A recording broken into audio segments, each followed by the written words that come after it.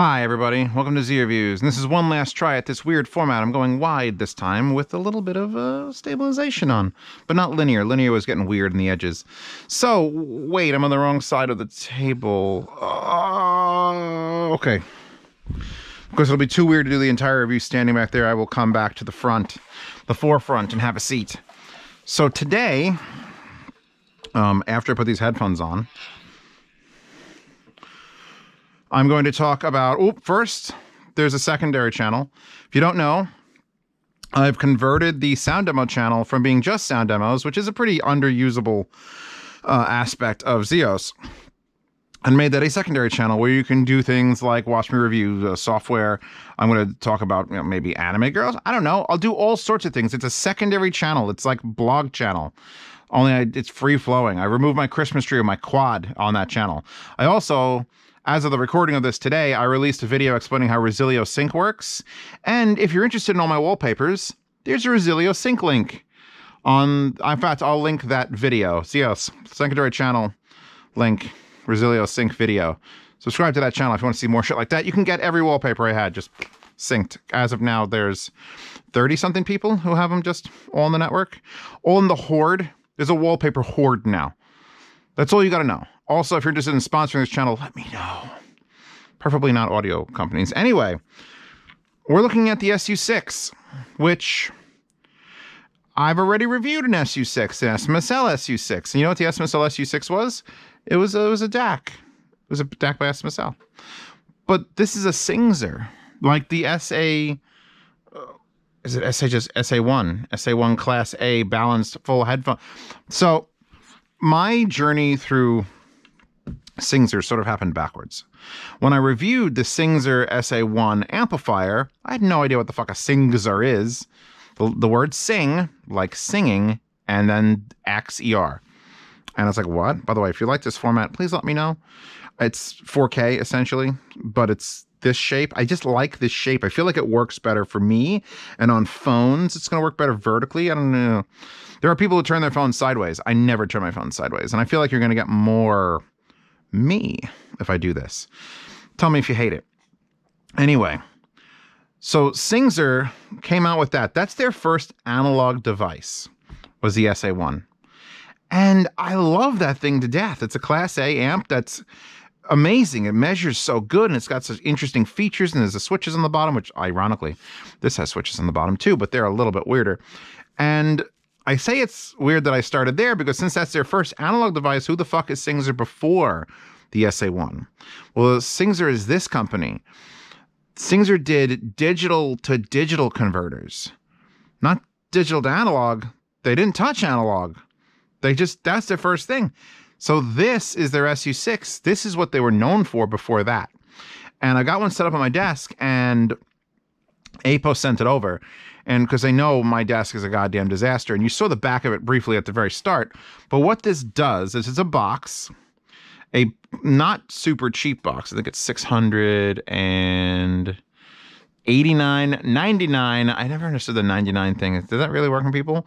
And if I just sent you this page and told you to read it, you would go, okay, so it's an Exmos 2X Core 200 with Xilinx high performance large scale PGA chip, and it uses a thermostat level clock system and Crysex 2 CCHD 957 femtosecond crystal oscillators, apparently to provide a solid foundation for superior audio signal, blah, blah, blah, blah. What? So, this box is chock full of two things. And depending on what your belief system is, because now we're getting a little bit religious, you're either going to believe in science or you're going to believe in myth. Because what this does is you plug in a USB to the laptop I'm using here that I've been using forever. And I installed a driver. You have to install a driver for Windows 7. Actually, there's a thing you have to turn off, like the Windows 10 verification. Install a driver, plugged in USB, set it as my sound device. And now the back of this has nothing but digital outputs. A fuckload of them. A horde, if you would, like the wallpapers that you can get on my secondary channel. There's no way I could stand this up. It's all too tizite. So I'm going to walk back around the back. Come with me, everyone. Tell me how this format's treating you. From left to right, we have a power input, DC power in 7.5 volts to 9 volts. It comes with a Meanwell power plug, which is 7.5 volts at 2.93 amps, plugged in down there. And they say you can change it out if you want to, but you know, they prefer this. Now that's the power input, and there's a little blue light. And there has to be a blue light when you plug it in because... Did you hear me say the thing about the supercapacitor when I was talking about this unit? This is really weird for me too, by the way. When you plug this in, there's no on-off switch. In fact, we look at the very front of it. There's a pane of glass, and it has a power indicator, which as you can see kind of is lit up in blue. And then there's a play indicator, and then there's a DSD indicator. And you look on a glass, and you're like, oh, that's a touch panel for turning it on. There is no turning it on. There is no turning it off. You power it, and then you wait.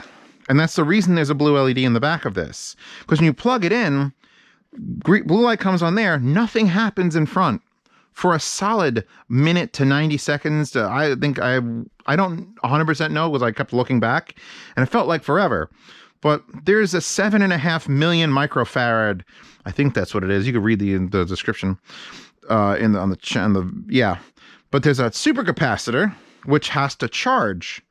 So it can't just plug in and turn on. It has to plug in and slowly build up. And according to the paperwork, which this came with, the charge can be on in 1 minute and ready to use. But you also talked about that thermally controlled shit. So it actually registers the temperature of all the digital components in here. And this is where we start getting into the mythical side of things. Although it is scientific fact that electronics work differently at the right temperature. You want things to sort of normalize. So this will normalize for 20 minutes. And then in about an hour, as long as the environment is stable, it will settle and be at its absolute maximum, whatever the fuck it's doing. That's the myth. All right. That's the stuff that's like, okay, whoa. So we're controlling, the power goes in, it builds up this huge charge. So it's not relying on the wavering power, not just of the 110 coming through the wall, but the wavering power coming through the, Meanwell, actual quality power supply that it comes with, and not going into any sort of remedial like capacitor. No. It's a supercapacitor. And it builds up that charge. In fact, to the point where you can unplug the unit for up to 60 seconds and it will still be running, doing its job without any power going to it because the supercapacitor is just doing its thing. It's like, well, I'll plug me in somewhere else. That's a feature. What is it doing? All right, back down to my knees. That would have been a terrifying fall backwards, and I would have had to find a way to monetize that fully. We have got outputs out the ass. This is a world clock output, nothing to do with Dio, but it's a master clock so that you can reclock the timing on things. And I actually have it set to the own X1S GT. I built a BNC coaxial cable for it, and I can't get it to work. And I'm going to leave that up to the audio experts in the future to tell me how I fucked this up, but that's one of the things it has. Real quick, Zeo's timestamp. The reason you have a world clock, and it works for SPDIF and coaxial, is because SPDIF and coaxial send data out from your source out. They just say, here, play this note. And like on USB, there's communication back and forth. It says play this note, it says okay, and there's a timing that goes back and forth and bounces back and forth. Okay, it's a rhythm. But fiber optic and coaxial digital are just out. And every unit has a clock, every electronic piece of equipment. If I record a sound demo with my camera and I record a sound demo with my Zoom recorder for the audio, and I put them into Audacity, and I take the audio for this and the audio out of the recorder, and I put them in there and I line them up, they don't line up. There's about a half a second difference in the Zoom. It's about a half a second longer, which either means the clock in this is fast or the clock in that is slow.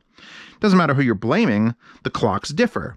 And in audio gear, especially digital audio gear, if one thing is sending out and it's not able to keep the rhythm, occasionally it will stutter. Now, whether these jitter, which is what this is referred to, is audible or not depends on the two devices you're hooking up to, and also the source, and also how it's handled internally, especially if you're going from it's specifically for AES, SPDIF, and coaxial.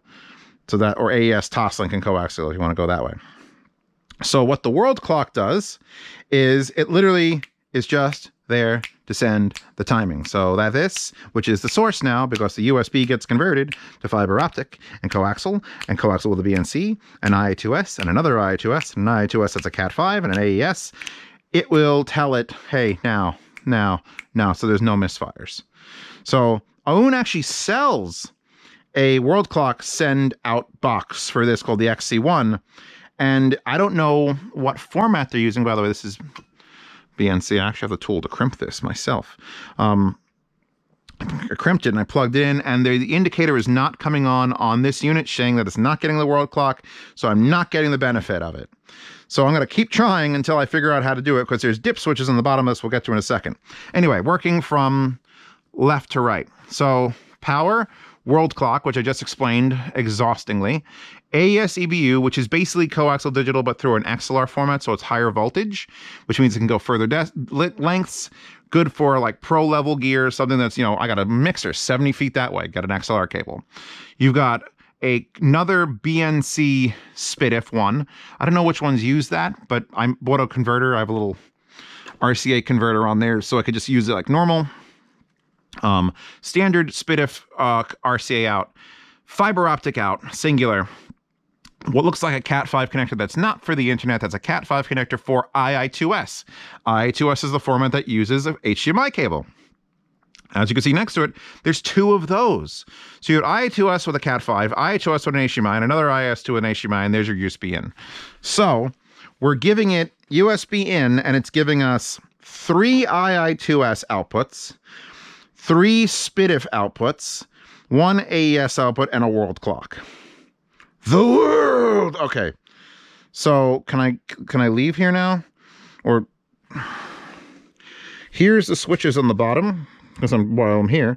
It's HP 13 through 16, then master clock, world clock, which you could switch with the switch.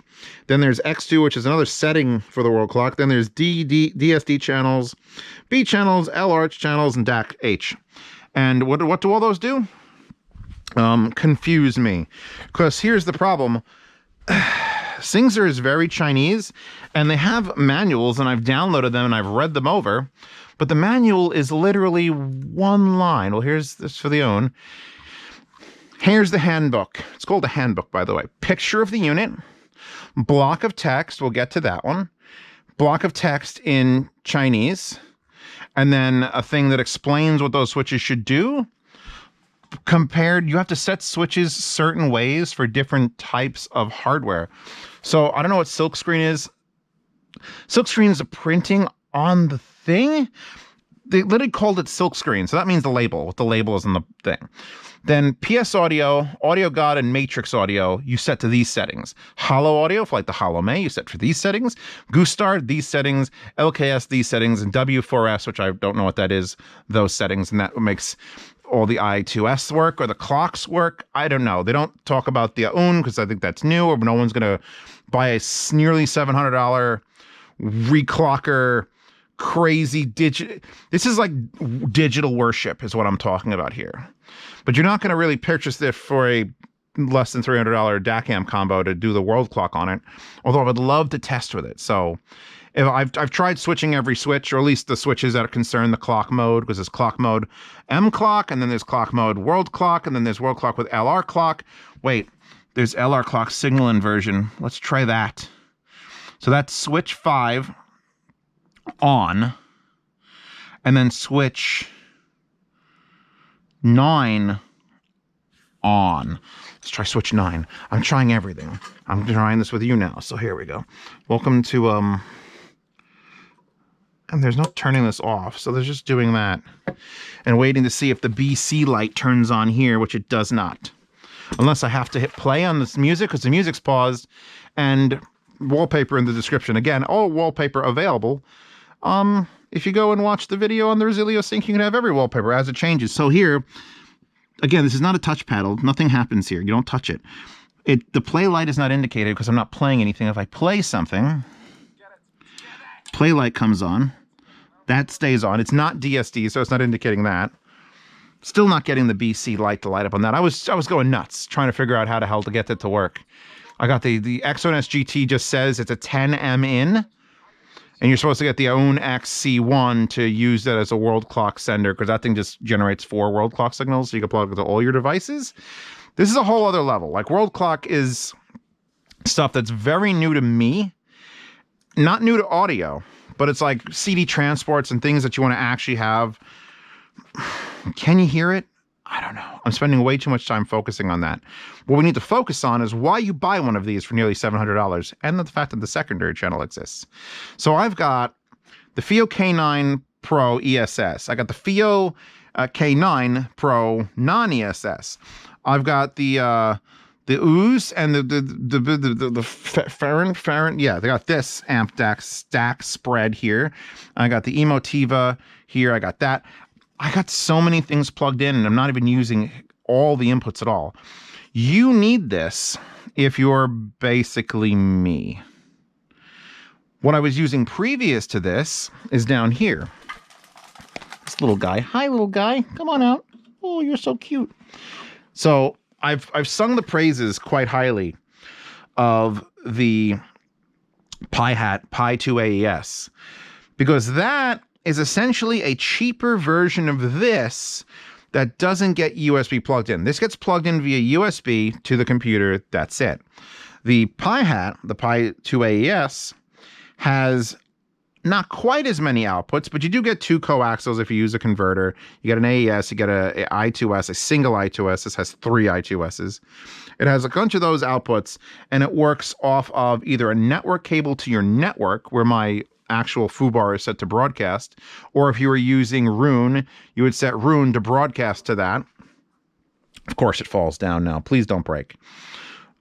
And that is super fucking useful if you need to move audio into a remote location because it's filtering out. You're not worried about USB. It's just data coming over the network and it's doing all the work. So this is a much more at home, like would live here. If I keep this at my desk, I could absolutely do that. I could just take the fiber optic splitter, use my fiber optic splitters to get all of my DACs, and then feed II2S to anything that can use it, AES to things that can use it. And the point of the supercapacitor is that it is guaranteed, probably beyond the shadow of a fucking scientific doubt, not a magical magician doubt. Remember, we're in the two schools of thought of science and magic, that the signals will be proper. Like the digital signals, and you could talk, I don't want to get into it. I really, if you see me on the street, like, hey, you're Zeos, what do you think about? And you start asking me questions about the quality of digital signals, I'm going to leave, or I'm going to mace you, then leave. Because usually digital is digital and it's fine. I've had some issues where things didn't connect, where the jitter is high on a device and it doesn't want to connect because the jitter timing is so bad. So this sort of answers the question of like, well, is my digital signal good enough? Are you willing to pay $700 to guarantee that? There you go. Because I can't think of off the top of my head another unit that does what this does. They're actually, no, wait, I lie, because there's one in my shopping cart right now that's $66 on Amazon. I'll link it. But it claims to do pretty much what this does with a few less bells and whistles. It's just a USB in, and you power it, and it's got, I think, an II2S and then some coaxials and some SPDIFs. And it's a converter. It's a digital to digital converter. Of course, that one's $66 on Amazon, and this one is fucking SingXer SU-6 bridge, world-renowned build quality. The thing is built like a shithouse. And as much as it has no features, it's somehow more handsome than most of the things I review. Like they placed everything just so. SingXer logo is not too far to the left. It has room to breathe. I'm talking about now some really like sip tea and discuss. Like, oh, you know, the screw pattern on the top indicates masculinity and the proper spending of money. Whereas the feet have this gentle element of the silver rings indicating, Valhalla, which was, a silver thing before it was gold. I could bullshit about this shit all day. Point is, do you need a USB to like fucking 7, 1, 2, 3, 4, 5, 6, 7 USB to 7 digital outputs. And you know for a fact the 7 digital outputs are the best they'll be. That's all you don't have to worry about it.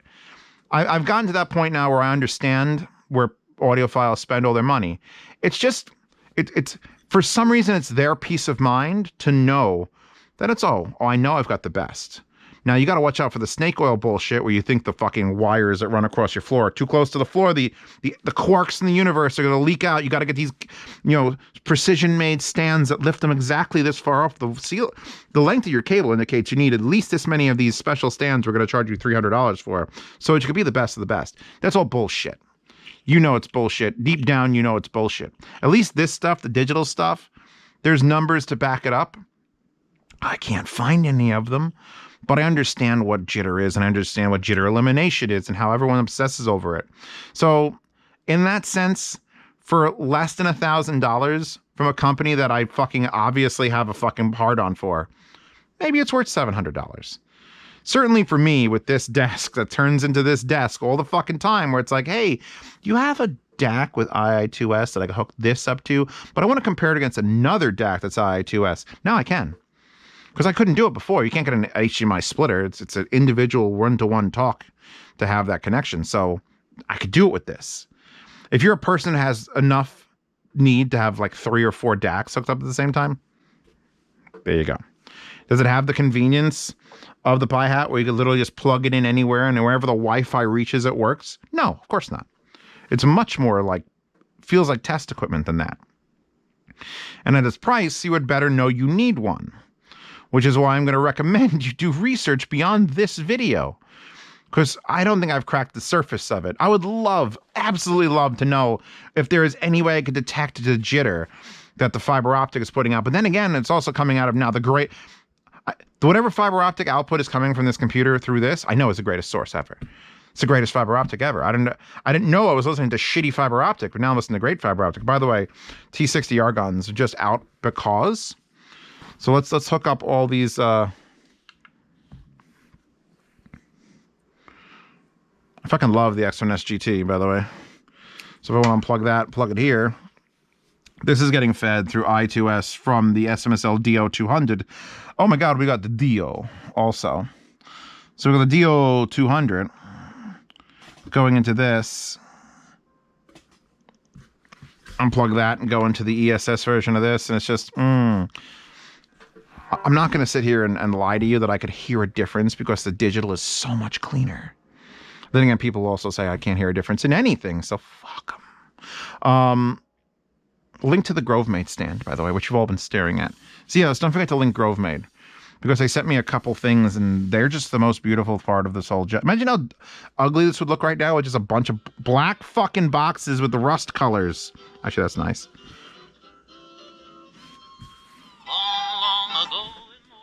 That's loud. Okay, I'm lowering the fuck out of that. SingXer SU-6. Not to be confused with the SMSL SU-6. If you buy this, you have a reason. You know what it is. I showed you what it is. It's literally a USB to other things converter. The only thing it's missing is actual other USB. I don't know if we could do that. We've talked about FPGA sort of stuff here before.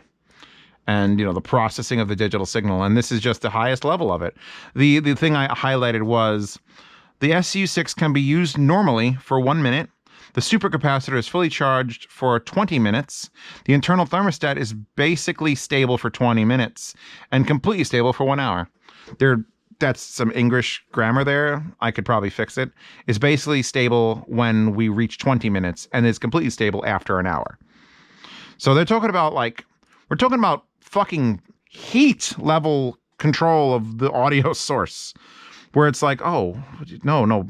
I'm sure there's insulation. Honestly, there should be insulation in this to make sure that the heat doesn't change and it can just stay stable. This is the OCD magic level. It skirts that line of where science ends and myth begins. But at least it's doing the science part okay, and it's doing it cheaply. So I give it a tentative thumb up for someone like me who's literally just going to use it to spread out all the fucking digital signals in the world. And actually now I realize I may have to make another stack because this is all just amps. And those are all just DACs. And I really have a lot of DAC amp combos that I fucking like now. So we may have to get into it. Anyway, that wallpaper available in the description. Or if you want to join the horde on Resilio Sync, check out that video linked in the description and subscribe to that channel. I don't actually subscribe to this channel, but that channel's got like 5,000 people subscribed to it. And I want to make it big enough to make it matter. So do that. Patreon and Subscribe Star, see reviews early, participate in the yard sales, and then get access to the lossless sound demos. And I was going through my YouTube videos, and there's so many block sound demos. I think that made the internet sad, and that's why my views are quite down. But if you want to add access to those sound demos again, they are available on a Telegram channel where you can listen to the audio from them, not the video. Taking the audio out and just giving you that is so much easier and lighter. Although I could Resilio sync all the sound demos so the full videos are available too. But you don't have to promise to keep seeding that because this is a torrent style program. Anyway, I'm done. $10 a month gets you in the private behind the scenes Telegram chat where there's a swap meet. So in case you do buy one of these and realize, holy fuck, I didn't need to spend $700 on this thing. If you wanted to sell it, you can sell it to those people. Or someone will buy it from there and then they'll enjoy it because they could hear the difference. I'm not there yet. I want to get the world clock thing going because that's kind of fucking cool. It's something I at least can understand and tangibly say, this might make a difference. That's all I want in audio. I just want to understand. And I've been to places where they're trying to explain it and I'm like, wait, am I being filmed? Because it feels that stupid. But at least that stuff makes sense to even a mortal like myself. And wallpapers and this and APOS. And I will see you all next time for something that is probably more exciting than this is. But is it as useful? Probably more so. So anyway, I'm going. As long as the SingXer has a brother here, I'm happy.